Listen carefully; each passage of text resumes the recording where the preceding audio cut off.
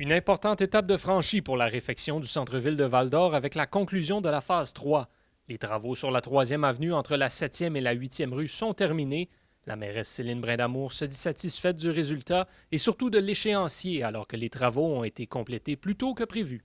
Elle avait besoin d'amour, cette rue-là. Là. Alors, de voir tous les gens qui se promènent, qui nous le mentionnent. Il y en a qui ont encore des petites inquiétudes à venir au centre-ville, mais on espère qu'avec la façon qu'on a fait la rue, ça va permettre d'avoir plus d'animation et qu'il va y avoir des terrasses certainement l'été prochain. On pense bien là, qu'on se donne des bonnes chances de ramener notre monde au centre-ville.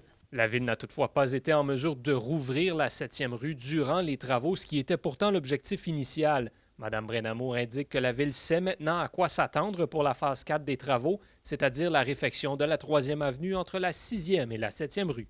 Peut-être chose qui nous a dérangé, c'est le fait qu'on n'a pas pu permettre à la 7e rue d'être ouverte. Puis, de ce fait-là, il y a quand même un bon côté. On a pu ouvrir plus vite là, pour que tout le monde puisse en profiter, mais on est vraiment fiers là, de nos commerçants qui ont quand même très bien collaboré. D'ailleurs, même si la phase 4 est prévue pour 2024, certains travaux préparatifs doivent être effectués. C'est ce qui explique certains chantiers actuels à Val-d'Or. On a encore des petits travaux qui se font, là, comme c'est là sur la 2e avenue dans cette semaine. On a dû faire des travaux pour faire une sortie d'eau parce qu'on prépare déjà notre phase 4. Il faut installer des bornes d'incendie, mais aussi avoir des sorties temporaires là, pour les travaux. Puis on va faire la même chose sur la 4e avenue la semaine prochaine. La 3e avenue sera également fermée près du Pizza Bella du 11 au 14 septembre prochain en prévision de la construction de nouveaux bâtiments.